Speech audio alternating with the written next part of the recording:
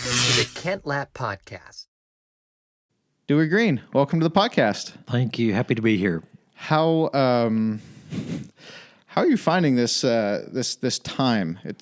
For starters, it's another rainy day in Nashville. I feel like we've had our fill for the year. Well, the good news is the sun's coming out. When I came from the yes, it is. Okay. So, well, when I went to pick up Lincoln, and it was nothing but cloudy and rainy, and Yes. it feels like this has been one of the rainier winters that I can recall in Nashville for some time. Of course, every winter feels a little, rainy by the time spring hits. It's always just time, good and ready. I am curious though, how's business now? You're involved with C12, and you're the area chair, and we'll get into that. So essentially, your business is other business leaders coming together. Are you having people that are having to drop out or make cuts or changes because of the current virus and the impact that's having on small businesses? we took an interesting approach, which wound up being the approach that was taken throughout C12. We took a stand on day one and said, no one is leaving the table for the next 90 days, no matter what. We have 2 or 3 members that, quite frankly, are crushed, really crushed. They're crushed in business, they're crushed personally. But I felt like this. I really believed that those members that were crushed needed the power of the C12 table more right now than any other time in their business life. And I also felt this way. Those people who were in a good position need the opportunity to pour into others. So we got ahead of the curve and communicated with our members immediately and said, during this next 90 days, no matter what, nobody leaves the table. Oh wow! So C12 as an organization, was this just your chapter in Nashville, or was this? It's a great question. What we did, there are about 110 C12 chairmen like myself around the country. We're all independent franchises. So we function under the umbrella of C12, but how I manage that process would pretty be at our discretion. I see. And I sat down with the other 3 chairmen that I serve with, and I said, guys, C12 is a business, but in this moment, this is the greatest opportunity to serve and support our members that we may ever have. Yep. And I am not going to lose anybody from this table. Quite frankly, even if somebody down the road said, I'm not going to stay at the C12 table, that's fine with me, but not during the next 90 days. I see. Too critical. Okay, so even if someone is having major challenges at home or at work financially, you're not letting them leave the table for now. Not during these 90 days. Yeah, It's too I see. important. Yeah, it's just yeah, too yeah. important. Yeah. No, I really appreciate that. And I've already seen the benefit of that. Really? Can I share Please. an observation? We have the honor of serving and supporting Chris Erlinson, who runs Nashville Flight Training. And needless to say, when they shut down Nashville, his flight training business went from $1.2 million, $1.3 million run rate annually to zero overnight. To absolutely zero overnight. And he was crushed. He was really crushed, and it hit him deeply in business. It also hit him pretty significantly financially. And I watched some really fascinating things happen. Obviously, he pursued PPP and was successful in getting some support from the federal government. But really fascinating, 2 things happened within the last 10 days. As he prepared to reopen, he was playing with the date May 4th and saying, let the 4th be with you. He was playing with that date. And he shared with his board that he was going to reopen on May the 4th. And the board asked him, do you have pent-up demand for those who were needing to learn to fly? And he said, yes. It was really fascinating. The board said, how could you possibly miss May the 1st? How could you possibly miss 2 or 3 days when you have an opportunity when every day matters? The board pressed in on him. And then a second thing happened. He and his wife have strong commitment to their church, and they do not fly on Sunday. Oh, wow. But somebody on the board said, if you've got pent-up demand, why would you not take 4 weeks, 6 weeks, 8 weeks, and for the next brief period of time, fly from 11 a.m. or fly from noon until 6 or 7 p.m.? So things he would not have done, others gathered around him and pressed him, and it was really helpful because his thinking was clouded by the incredible pressure he was under, and we got to see the power of the C12 table work. Well, and that's just what I was going to say. I mean, that's such a good example of the benefits of something like C12. It's iron sharpens iron. It's a biblical principle. Yes. Now, this you said Chris Erlandson? Chris Erlandson. Chris Erlandson, and he has a flight training school Yes, out he of does. out of B&A, Yes. out of Nashville.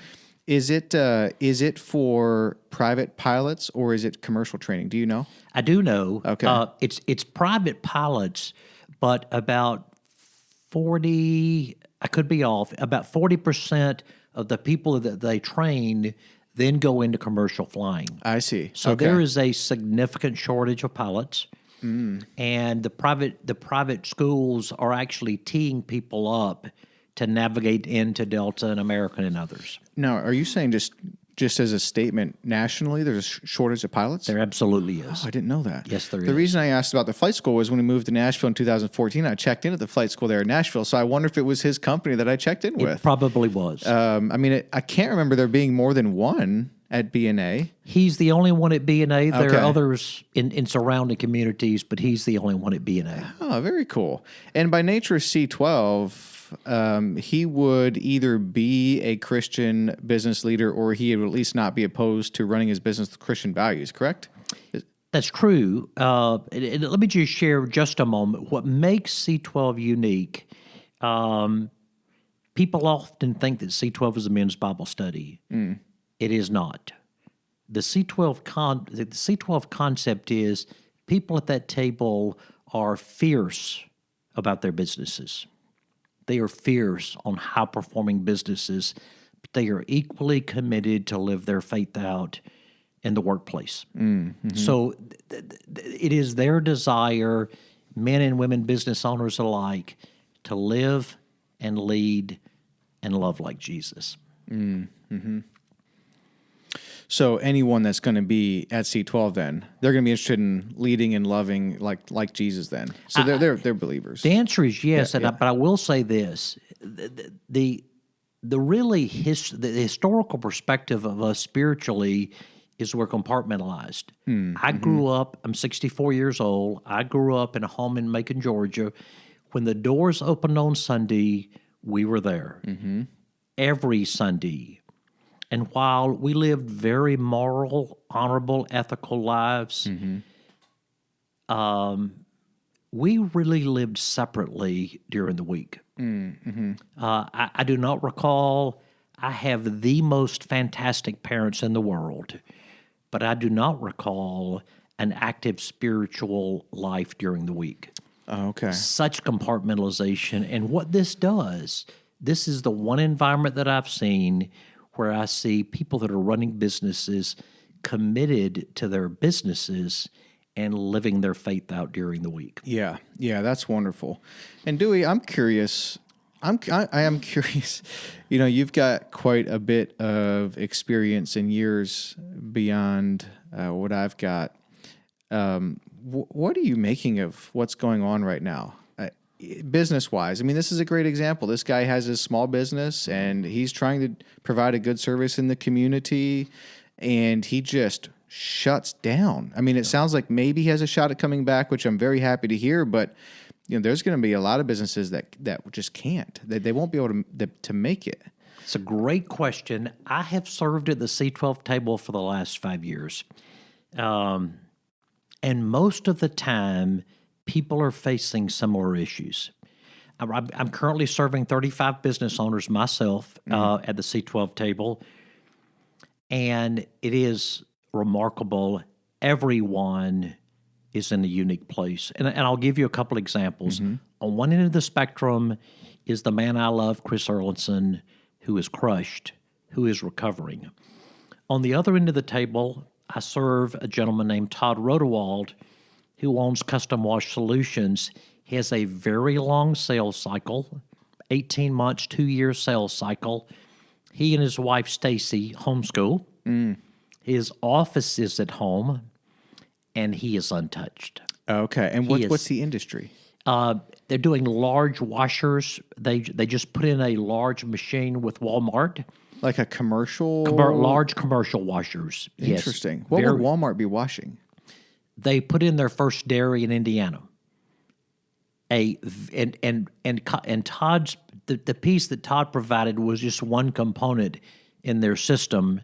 So he does very unique things, and he just happened to put one in to Walmart's first dairy that's in Indiana. But my point is, of the 35 people that I serve today, on one end, I serve a business owner who was crushed by the process, Right. and I will share with you, he is coming back strongly, and I'm thrilled. And a big piece of it was the support and love that he received from the men and the women around that table. On the other end is Todd Rodewald, who's untouched. Yeah. And then of the people that I serve, everybody is in a unique place. You ask what I've seen, the most significant thing I've seen is pressure on marriage. It is the most significant thing that I have seen. The initial first week at home was like Christmas vacation, Right. and then that ended. Yeah. There's a reason Christmas vacations are supposed to last about a week. That is correct. But I will tell you, I've got a dear friend who's a young lawyer. The legal profession is expecting an increase in the divorce rate on the backside of this. Yeah, I've heard that. And I saw that, and they saw it in China. They Yes. saw an uptick after it kind Yes. of cleared up in China a little bit. So one of the things which raises a great point, as we serve and support at the C12 table, I care deeply about your business. I care deeply about your spiritual walk. I care deeply about the health of your marriage, and I care deeply about the health of your family.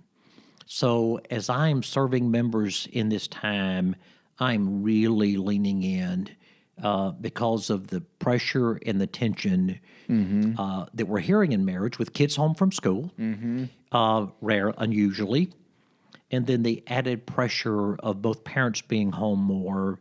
It is a major focus of mine. Yeah. And do you think so? Kids being home, they're not at school. Both the spouses at home, because we're not supposed to be going to work and all of this. Okay, so that makes sense. And then I'm assuming, in addition, it's the additional uncertainty or stress of the times and all of this, anxiety about what's going to happen. Is it just this? Is this what it is that's causing the issues in marriage? I think there are two things. One of them is, if you've listened to Dave Ramsey at all, he talks about the number one pressure on marriages is financial pressure. And when you take the uncertainty of what's transpiring in business right now, for most businesses, either immediately or potentially long range, some have a long range effect. The financial pressure creates uncertainty. And then we can both laugh about this. When we are not around our spouses very much, the peculiarities that I see in my wife and that she sees in me, those peculiarities are not very disturbing when we aren't together that much. Sure. But when we're together all the time, they really get noticed, they really get exemplified, and they create tension. And this is very real. I mean, this is a very real issue. Yeah. What are you seeing most of the members in either your groups or others do with the PPP you mentioned? You know, I had a friend who took it, and he's deciding actually to go the route where he's going to plan on paying it back. And he just looked at everything, and the idea that he would just use it for payroll, it didn't make sense for him. Our church, on the other hand, we also filed for it and got it very quickly. And we're planning to do the thing where you don't pay it back, and keep everyone on staff and all of this. Have your members, most of them, applied for it, gotten it? What's their plan to do with it? Do you have a sense on that? I'd say the majority have applied, and the Okay. majority have received it. I have one member, and I'm going to choose not to name him, who just said philosophically he didn't think it was right Oh, okay. because he didn't need it, I and see. he opted to not accept it. But most have. And my thinking is this: there are some that are being hit quickly in business, but for almost all of them, there's uncertainty. I have businesses that I serve that are very strong today, but in 3 or 4 months, they may be deeply troubled. Yes. So with the uncertainty, I think most of them are taking it because these are incredibly uncertain times. I know Simon Sinek said, these are not unprecedented times. There are different opinions about the use of that word. Unprecedented or not, we've never been here before. Exactly. No, we haven't. I mean, we just shut everything down. Yes. And then we send Yes. people money. Over here on the desk is my check from the U.S. Treasury, but of course it has Trump's name on it, and it was for the wife and my wife and I and our kids, and it's that's the total.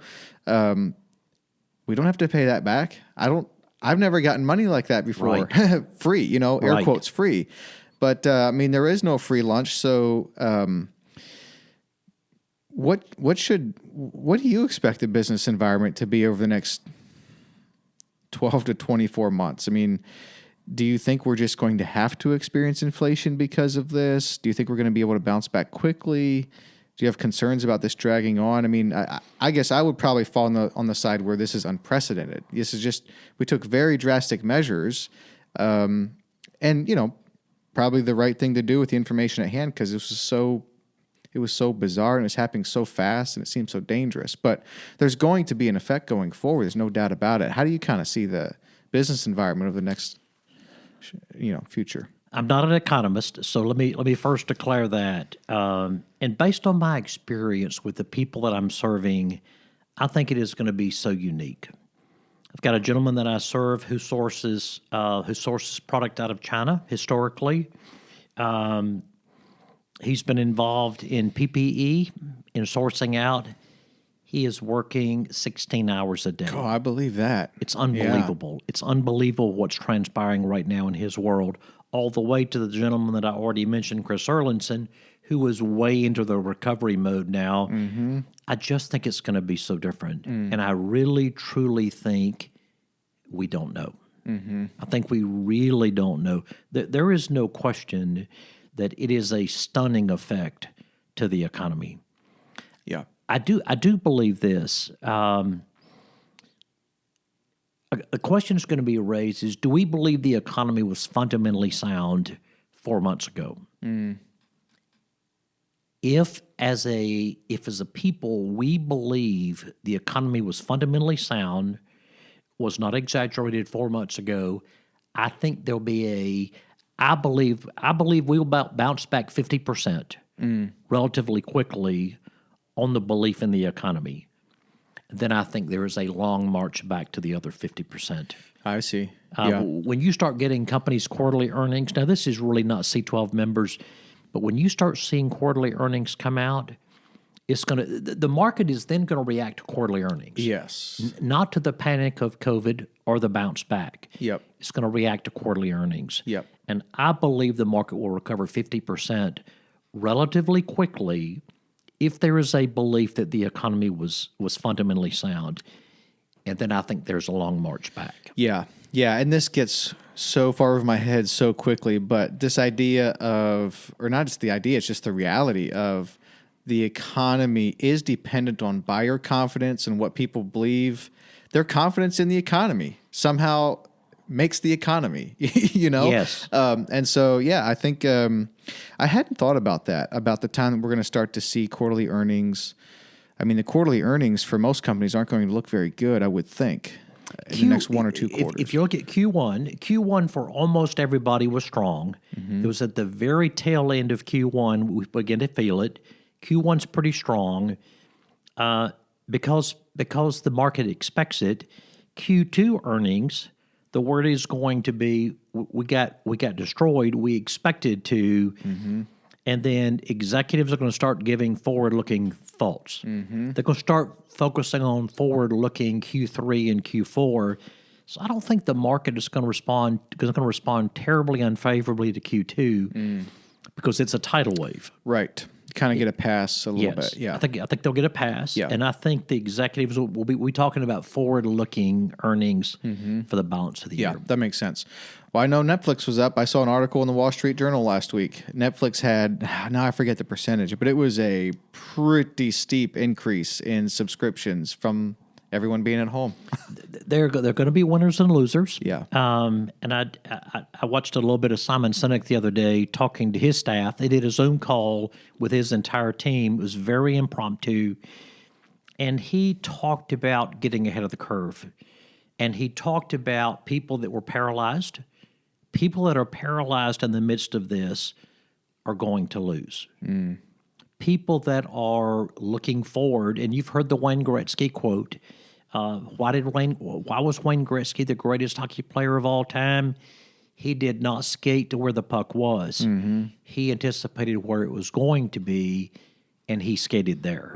So I really think the challenge, and I think part of our challenge in C12 at the table is to help those we work with anticipate where they are going to be and position themselves to be ahead of the curve. Yes. No question, they're going to be winners and losers. Yeah. Yep. How are you, just a practical matter, how are you conducting the business of C12? Are you moving on to Zoom? Are you having smaller meetings? Are you just keeping your distance? How are you going about that?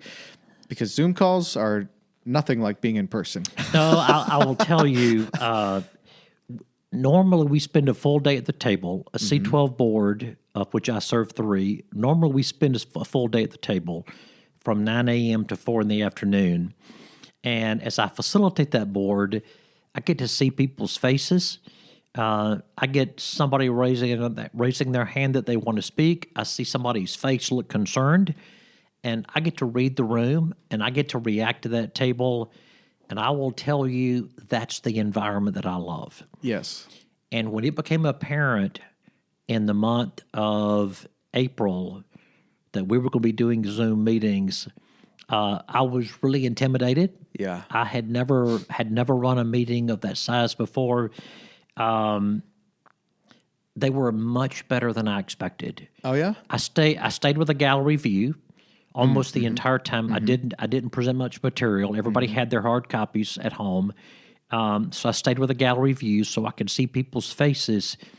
It was better than I expected, but it was not fantastic. Sure. Fortunately, we have a group size, and we have enough members that have private conference rooms that allow us to meet together again in May. Okay. So we'll be back at the table in May with appropriate distancing and the likes. Okay, so what and we can get into the structure of C12 too, because it's kind of related. So are these boards, so you're chair, but Yes. you are running 3 boards. Yes, and by I am. boards, do we sort of mean groups? Yes. And these groups are going to meet once a month?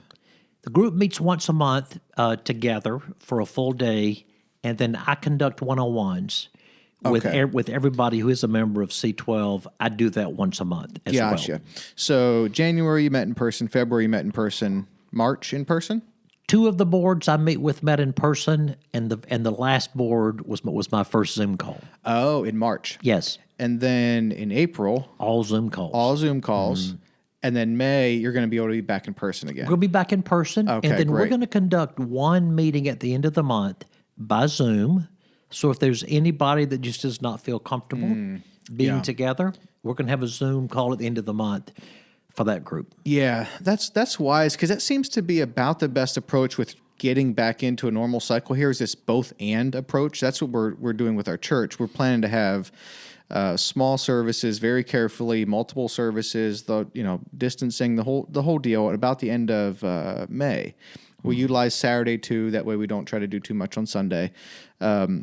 So while we're going to open our doors appropriately, we also will continue to offer online, and because we're not pressuring anyone to come back to church. If you're, compromised or don't feel comfortable, please stay at home, And you really address the issue, because because for everybody at that room, they may feel secure, but they may have a family member Exactly. that is uncomfortable. Exactly. So there's the real complex issue. I serve a guy at the table who is married, has three children, three young children, and he had a son who was a month old. So his immediate discomfort was not for his own self, but they've got a 1-month-old. Yeah. And his wife was understandably very concerned. Yes. So not only are people reacting for themselves, but their unique family circumstances are impacting them Yes. greatly. Yeah, and that's the thing, because it's so contagious. Yeah, that's a great point. So now when you met via Zoom, the only reason I'm chuckling is because, we've been having elder meetings and some meetings on Zoom, and I'm happy to hear that it went better than expected. I'm happy to hear that it was okay.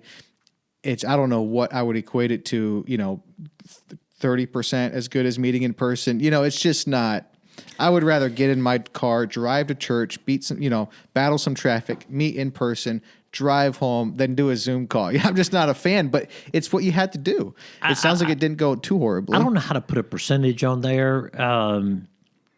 It was at least 70% as good as normal.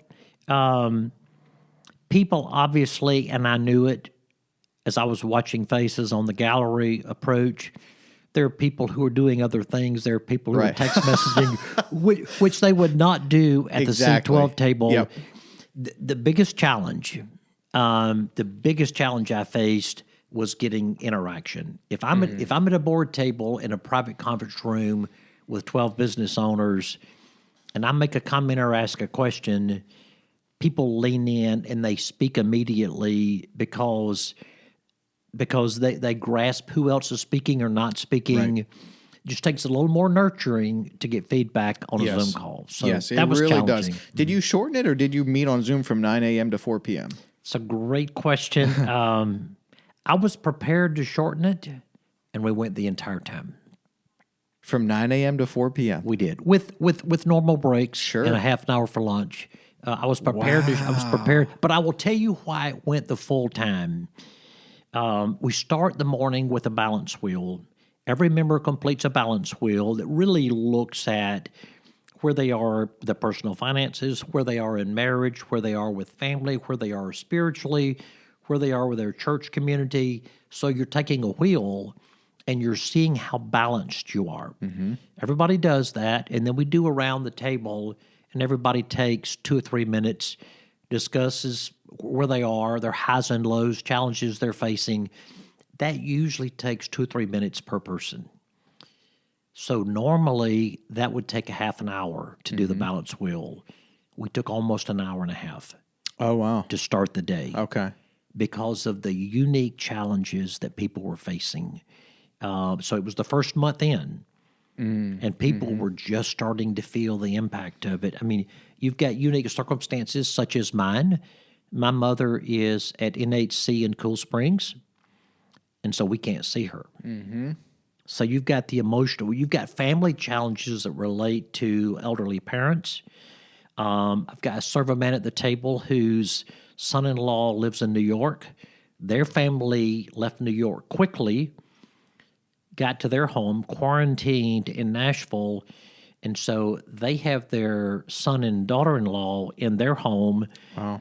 So you've got such unique circumstances that what happened was what is normally a 30-minute discussion for the group turned into a solid hour and a half as people unpacked. And the beauty of the table is somebody shares a concern, somebody shares a problem, and other people lean in. Right. Other people lean in to ask questions. Other people lean in to help. Mm-hmm. So it was such a unique day at the table. Yeah, I'm sure. So, can you kind of walk us through how you generally spend these meetings once per month, 9 a.m. to 4 p.m., generally in person, of course. Is there a cap on the amount of people that can be in these meetings? It's a great question. Normally, we would have 12 at the table or less. I serve a board that has 14. 14 is about as high as I would go, and I'll share why in just a minute. But somewhere in the 9 to 12 range normally, 12 being the target number, and I'll share why. We start at 9 o'clock, hopefully sharp. I like to pray us in at 9 o'clock. I'd rather it be 9 than 9:05. I have to work on that. We start with the balance wheel. It's a great opportunity for everybody to sort of check in of where they are. And I will say this as a sidebar: the 3 boards that I serve have now been together for a number of years. They know each other well. Oh, I see. There's yeah. a tremendous degree of comfort. Okay. We had a member who will obviously remain nameless, who shared with their board 2 months ago that they had a daughter that was cutting. And he shared that, and it was emotional. He was teary-eyed. Another board member stepped up and shared that they had a family situation that was similar. So things happen at that table that are not your normal board meeting. These people know each other. They care about each other. They love each other. And so there's a very high comfort level of leaning in. So the balance wheel is an opportunity for everybody to check in and say, here's where I am in my life. And hopefully you hear the word balance. Hopefully their life is balanced. Occasionally somebody will say, I've got a flat tire. And here are the things that I'm struggling with. It's a great start to the day. We have a 15-minute devotion that is structured for all of C12, and we are working with curriculum that's provided to us from C12 National. It's tremendously helpful. A quick break, and then a 45-minute segment on business.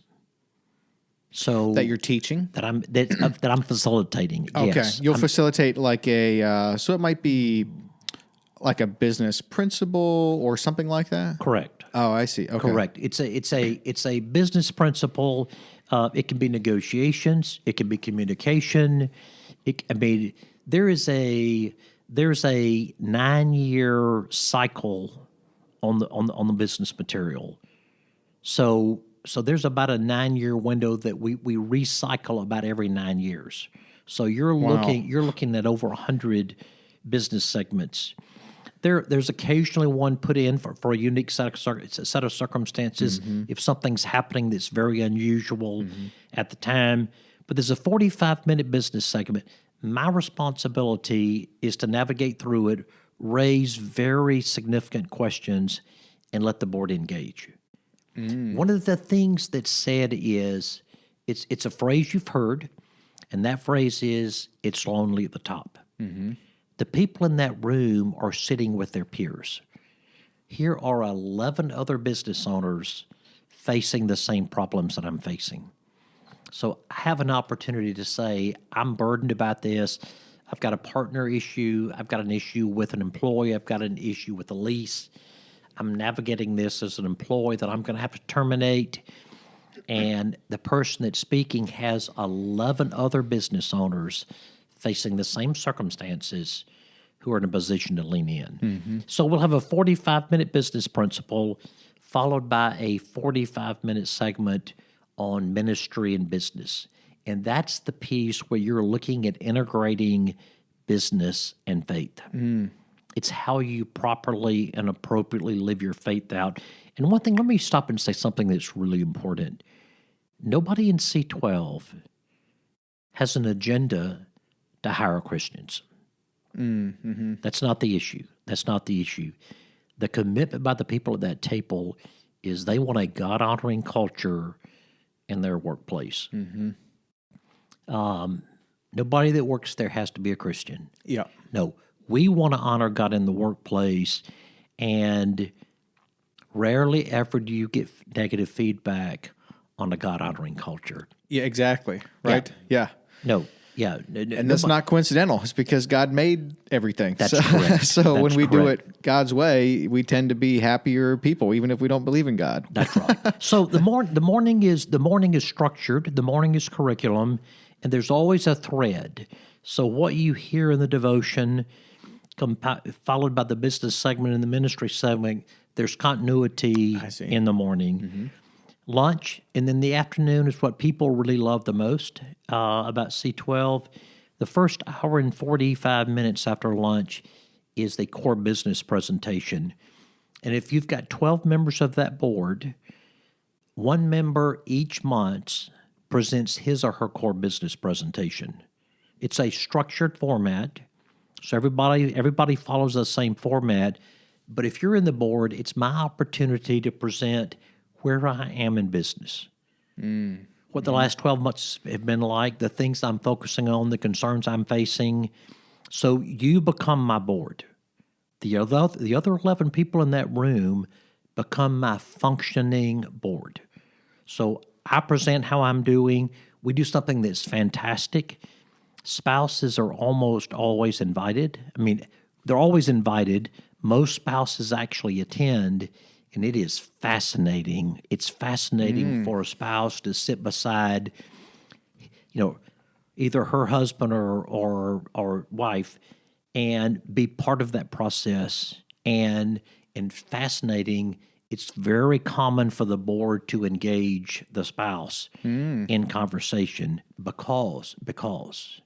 because, and I've been there.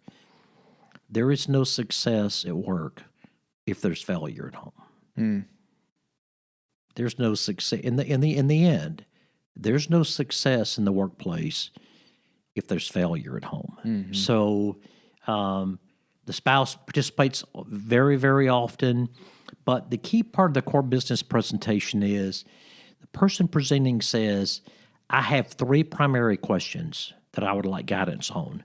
So we're very targeted on what that member is looking for guidance on. Okay. There's an update, there's an engagement time, I'm facilitating, but the purpose is to address the three primary questions that board member has. Do those questions go to the group before that day, or no? No, They're just no. they're raised Well, when it's their turn. Actually, the answer is yes. Actually, Excuse me. the core business presentation is sent out to the membership a week before the meeting. Okay. So, and it is mission critical. It's mission critical that every member take time to review that core business presentation, including the questions before the meeting. Yes. Otherwise, we're rehashing information that should be readily Yes. available and be ready to address. It is a critical time. Core business presentation is a critical time. So 1 month you're presenting, and the other 11 months you're part of the board, and you're giving your peer board member advice. Yeah, that seems invaluable. And on the meeting thing, that's such a key point. That has to be one of the most common things with meeting is the people don't read the agenda or the source data or whatever before the meeting. I heard, I've read this a couple times now, that Amazon oftentimes they would have their meetings, and Jeff would just start it off with 20 minutes of reading the notes, like in the meeting, because people tend not to read this stuff before the meeting and they come in blind. But it's such a head start when you read that stuff before you get into the meeting. It can really save time in the meeting.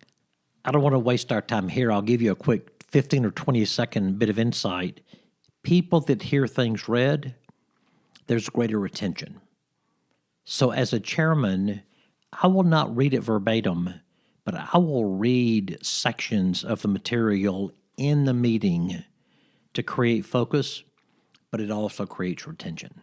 Oh, interesting. That's a known fact. Yeah. So that's a common approach in C12, is to literally read sections of the material that we want to focus on. Actually, very positive. I do want to end on the core business presentation.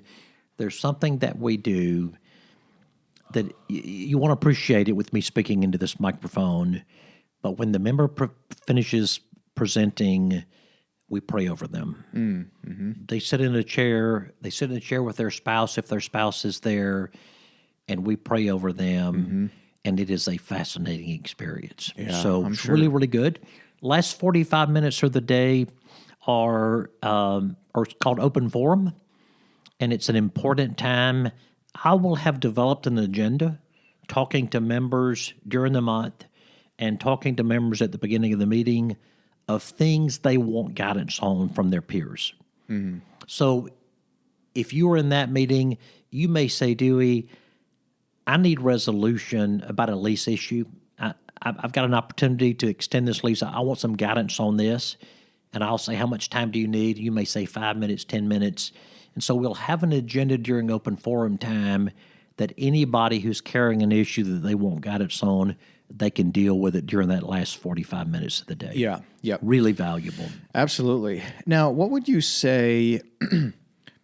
What would your advice be to someone who's listening to this right now that owns a business or is running one, and they love what they're hearing? They resonate with the statement that it's lonely at the top, and there's not a C12 group in their area. Like, do they find someone else in their community that's a friend, maybe that also has a business? Or what would be your advice? Or maybe what is it about C12 that makes it work? Some of those principles that maybe they could apply in their situation if they don't have access to a group like this. I'm going to go back to what I said earlier. The one thing that makes C12 unique is the fact that the people in that room are fierce about business, but committed to live their faith out in the workplace. Everywhere I've ever been, there were business groups and there were church-related or spiritual groups, but I've never seen a situation before where they worked hand in hand. I will say this. I taught Sunday school for a long, long time, and I've said this at the C12 table. There is nothing more dangerous than being isolated. There is nothing more dangerous than being isolated. And if I were talking to somebody right now who was somewhere where there was not a C12 or an organization like that, I would say the most risky thing in your life is to be isolated. I tell people at the C12 table, I say, listen, there are things about your life that you're not going to share at this table. And that's just the reality. There are things about their life they are not going to share at this table. And I said, you need to have someone in your life who has the freedom to press in and ask you everything. I've got a gentleman who's a C12 member, Tom Kelly, who I journey with. Tom Kelly knows more about me than anybody else on the face of the earth. And he has the freedom to press in, and it is a place of safety for me. Yeah. Yeah.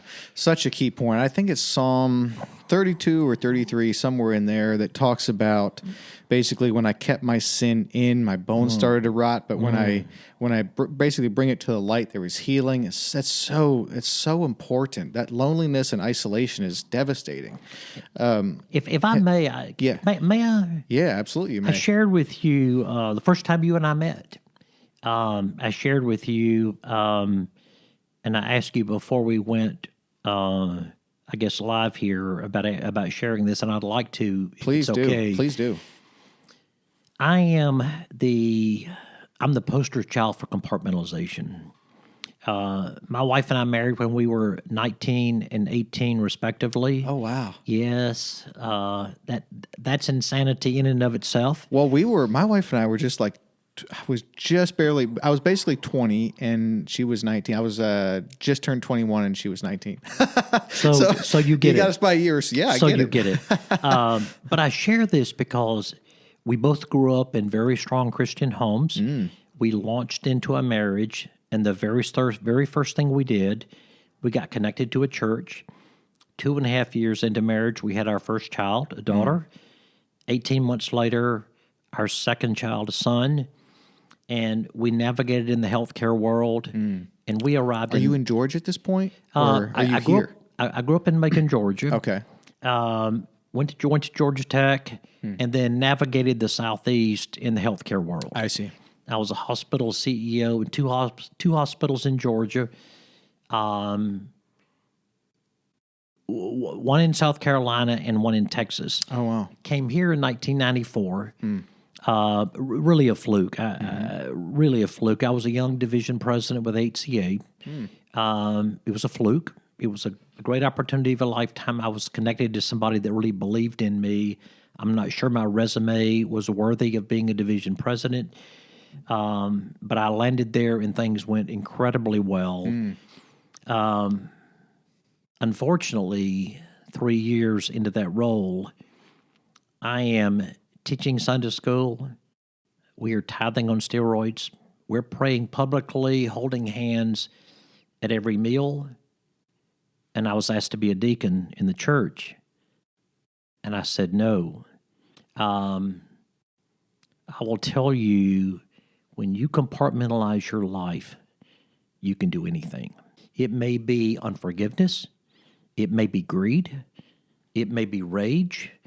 It may be internet pornography. It could be any number of things. But there is nothing in the world more dangerous than compartmentalizing your life. I certainly don't laugh, but I reflect upon myself as the poster child. I mean, I am the poster child for C12 because that's the risk. That's the danger. That's what happens when a man or a woman separates himself from the rest of the world. And I will tell you, if you're living a compartmentalized life, you can do anything. And I'm living proof of that. So Yeah. Is that because you can just justify it? You know, you go to church on Sunday and do that, but then during the week you can just be this whole other person. Is that, and you can kind of justify it that way? Is that what it is about compartmentalization that's just so dangerous? I think first of all, we are sinful people by nature, and left unto ourselves, we will find darkness. We will find darkness, and in a compartmentalized life, we are at such incredible risk. We're at such incredible risk. I wrote a book some time back entitled "Painful Gifts." After this event, I'm writing a second book right now entitled "Don't Run in God's House." But in that book, I use a phrase that I grew up hearing. Somebody in the church would preach. Somebody in the church would pray, and they would say, "How thankful we are to be in God's house today," as if the building was God's house. And I will tell you, I grew up as a young man with a sense of awe and responsibility when I was in the church building. And when I was not, I developed a sense of freedom and independence. What I know, what you know today is God's house are our bodies. And I'm writing about that very thing right now. Oh, okay, yeah. And it really was, for me, unbeknownst to me, my childhood, and I'm thankful for the church I grew up in. I'm deeply thankful for it. But it was there that the seeds were planted, that God's house was that building. And still today, we hear people pray how thankful we are to be in God's house today. As if that building is where God resides. And not everywhere else. And not but I will tell you, and that's it. If that's God's house, when I am away from it, then I have a degree of freedom and independence. So that is a risk factor that's not about business owners.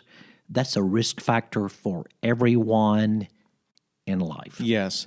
And we love to do that, don't we? We love to put God in a box, make him manageable. We, growing up, I think particularly in the South, but in Western America, at some level we have a comfort with God. We just don't want him to be in control of our life for sure. So if we can have him be in church or have him have some authority over certain areas of our life, we're okay with that. But certainly not have him be in control of our life. The reality of it is, we want the church to be God's house. Because if my spirit, if my body houses the living God, then I'm responsible for every word I speak. I'm responsible for every thought I have. That changes the game. So it's fascinating. I'm convinced that those of us who really are thirsting to walk with God, really deep down inside, we want the church to be God's house. We need the church to be God's house so we can have independence. Sure. Yeah. Now, was this where, in relation to your kind of career, when did this event happen?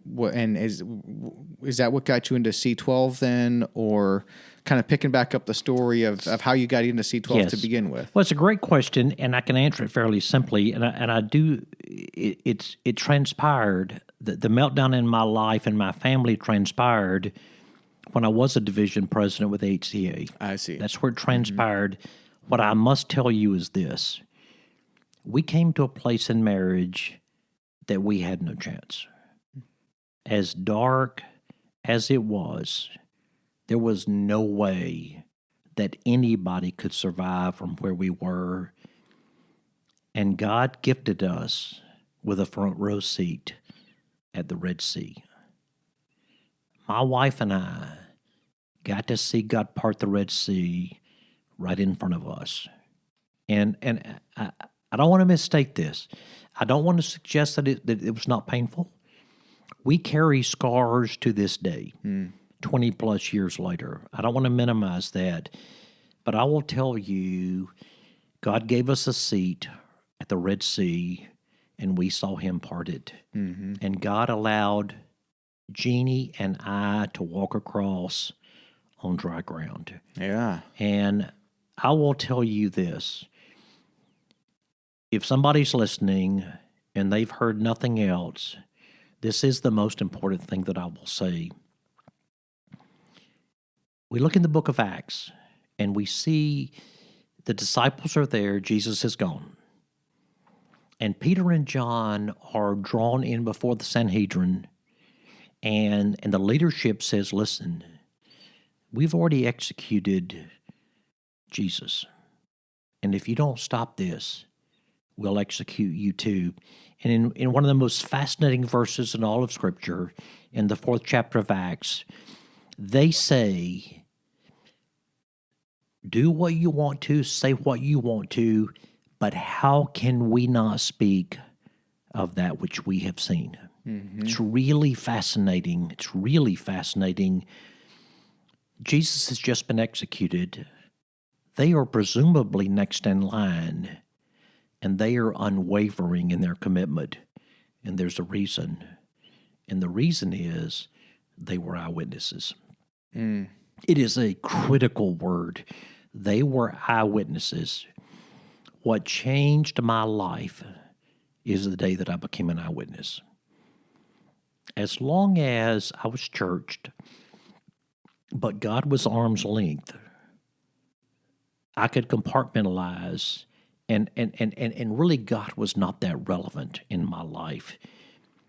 And when I saw the Red Sea parted, when God radically rescued, when the Spirit of the living God radically rescued me, radically rescued my marriage, radically rescued our family, I became an eyewitness.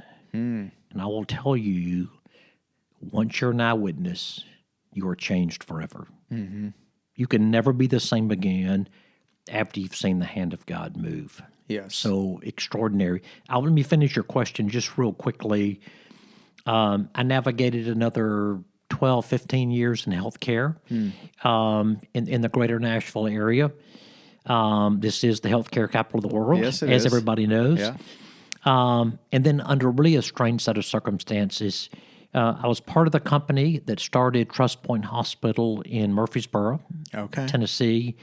And we were launching that hospital, and someone asked me if they could use our conference room for a men's Bible gathering, and I said sure. They asked me if I would come be part of it. I said no. They said, "Will you come tell us your story?" And I did. I wound up joining it, and there were two men in the room that had on shirts that had C12 on the shirts. So not long afterwards, they said, "You should be at the C12 table as the chairman." So I got introduced in the most fascinating way to C12. Wow. But I will tell you this.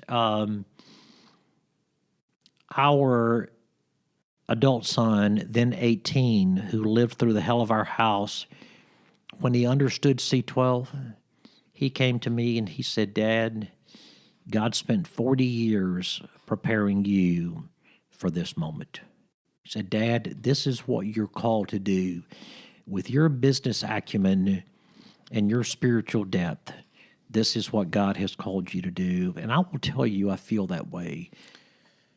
I've been at the table 5 years, and I'm praying for 8 more years of good health. Yeah. Because this is the most significant impact I've ever had in my life. Well, I was going to say too. I mean, that's a great example or story how God can make beauty out of ashes, and praise God. Ultimately, that's where the credit belongs because God saved your marriage and God saved your situation and brought healing. But your wife sounds like a strong woman too. It sounds like a lady I'd like to meet her too. I have in the latter part of the second book, I'm going to do a little epilogue in the back and write about the 8 people who framed who I am today. And one of those 8 people is my wife. Mm-hmm. And the very brief statement is my wife showed everybody in our family what love really looks like. Mm-hmm. Yeah. Yeah. Man, what a compliment. I'm not sure there's a better compliment. So, and you being able to take that experience now and help other business leaders, yeah, it sounds like you are exactly where you need to be right now. It is. It is a rarity. I say this with caution. The thought of pride terrifies me. The way that I got to my downfall was pride. The birthplace of my downfall was pride. So anything that feels like pride today frightens me. I have the unique. I'm uniquely equipped with a deep business journey in life, a deep walk with God's Spirit, a very deep walk with God's Spirit, and the real joy of navigating marriage, understanding that marriage is really hard. Marriage is extraordinarily hard. It's important to address marriage knowing that's true. So yes, the challenges of life have equipped me for this. And I'll tell you, I've seen businesses rescued. I've seen marriages radically rescued at the C12 table. We had a spouse asked to come one afternoon during open forum. It's happened one time in 5 years. We had a member whose spouse asked if she could come during an open forum to talk to the group, and we invited her in. And she sat down and she said, "I need this group to know that without you, our marriage would not have survived." So I've been at the table. Wow. I've been at the table, and it is impossible to imagine until you've seen the table work. I mean, anything I say about C12 sitting here in front of this microphone, or anything you read about C12, does not equip you to understand it. You have to sit at that table one day to see the C12 table work, because there is no separation. The richness of business, the depth of a business owner's spiritual walk, how he or she is living their faith out in the workplace, how they're leading their family, and how they're loving their spouse. It is integrated. It is one and the same. It is the most powerful thing I've ever seen. Yeah.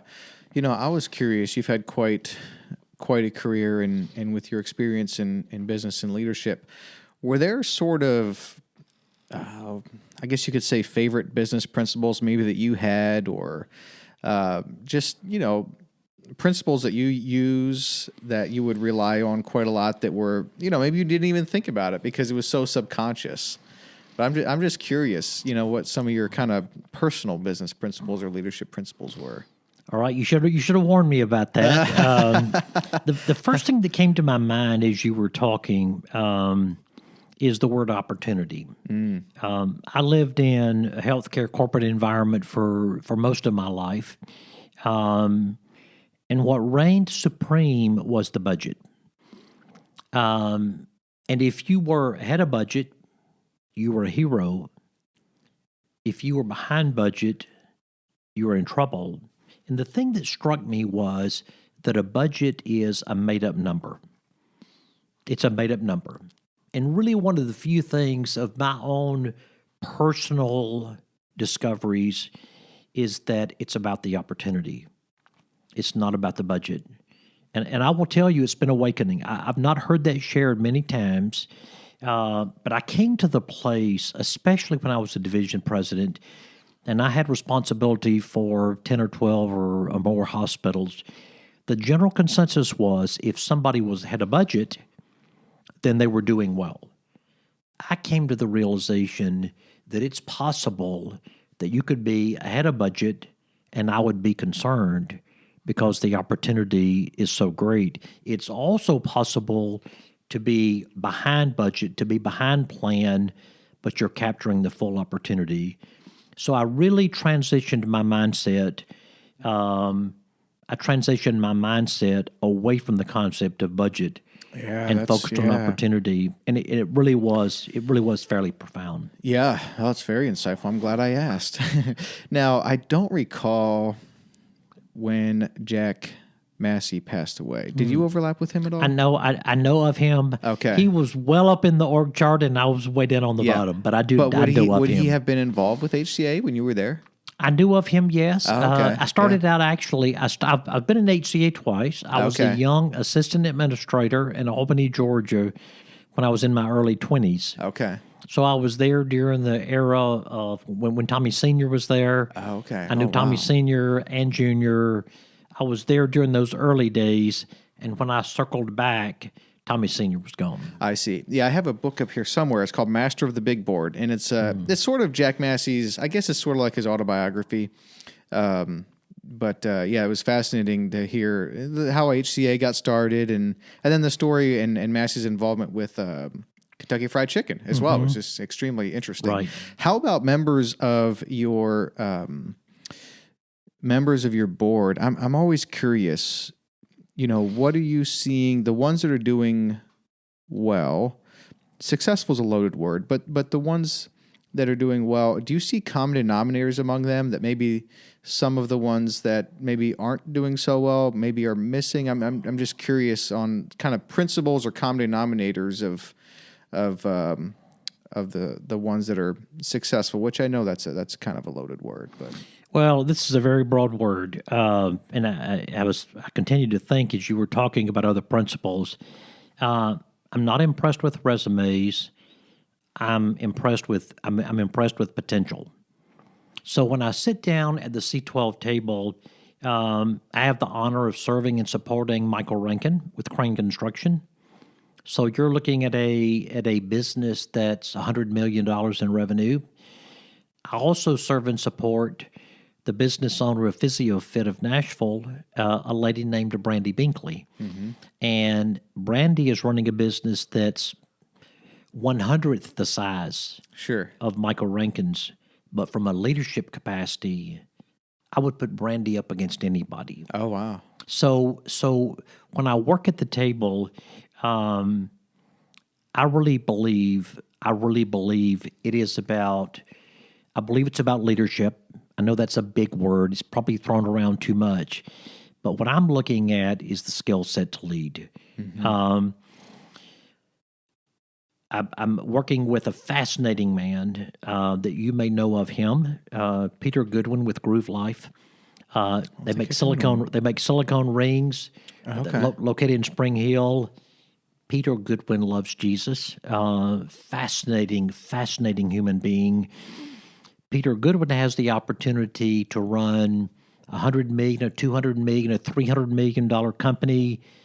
The key is delegate and create accountability. Delegate and accountability. I serve Tyler Ring, who's with Tennessee Contractors. And as they are growing, as they are scaling, the key factor is to not hold it all close. The key factor is to raise up people around you and then do two things that are really critical. Delegate and create accountability. I was really good at delegating as an executive. I did not create the proper accountability. Lesson learned for me.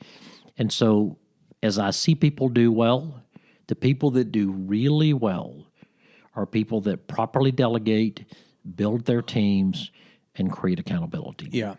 Yeah, that accountability piece, that's always been a struggle for me too, honestly. I don't enjoy follow-up.